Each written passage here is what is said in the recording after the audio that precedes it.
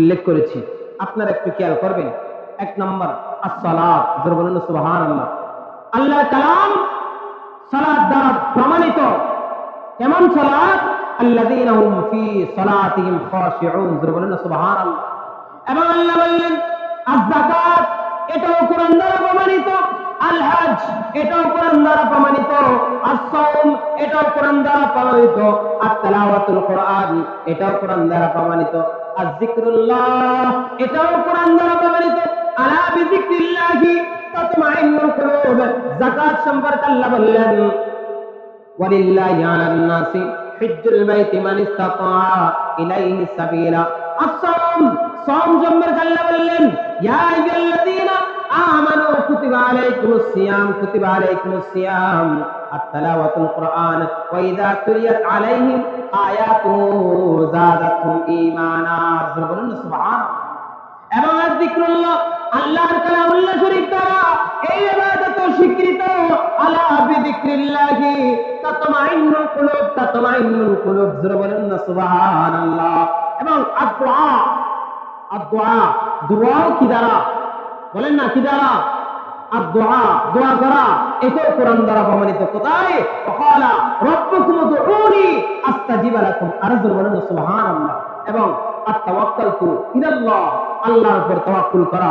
এবং আত-তাসবিহ, তাসবিহ করা, এটাও কোরআন দ্বারা প্রমাণিত। আস-সাদাকা, সাদকা দেওয়া, এটাও কোরআন দ্বারা প্রমাণিত।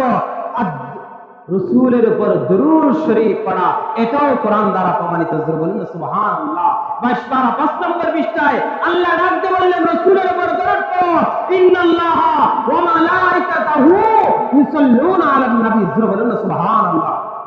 তাহলে ইবাদত, 1 নম্বর সালাত, 2 নম্বর যাকাত, 3 নম্বর হজ, 4 নম্বর সাওম, 5 নম্বর তিলাওয়াতুল কোরআন, 6 নম্বর যিকরুল্লাহ, 7 নম্বর আদ-দুআ, 8 নম্বর হচ্ছে তাওয়াক্কুল আলাল্লাহ, আত-তাওবাতু, আত-তাসবিহ, আস-সাদাকাতু, দুরুদ, দুরুদ, হকুল ওয়ালিদাইন, এটাও ইবাদতের অন্তর্ভুক্ত। আর জোরে বলুন সুবহানাল্লাহ।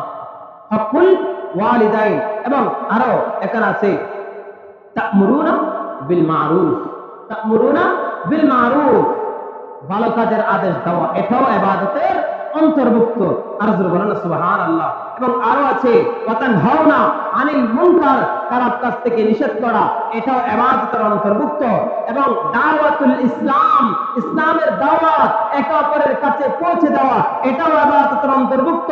এবং আর রাহমাতু বিমাখলুকাতিল্লাহ, আল্লাহর মাখলুকের প্রতি, সমস্ত সৃষ্টি যা আছে, প্রাণীর প্রতি, পিঁপড়ার প্রতি, গরুর প্রতি, ছাগলের প্রতি রহম করা, এটাও আল্লাহর ইবাদত। বলুন সুবহানাল্লাহ। কুকুরকে পানি খাওয়ারে আল্লাহর ওলি বলে গেছেন, প্রমাণ আছে কি নাই? সেজন্য আল্লাহর মাখলুক যারা আছে তাদের প্রতি রহম করা, এটাও আল্লাহর ইবাদত। এবং আদাউ সাদাকা, সাদাকা আদায় করা।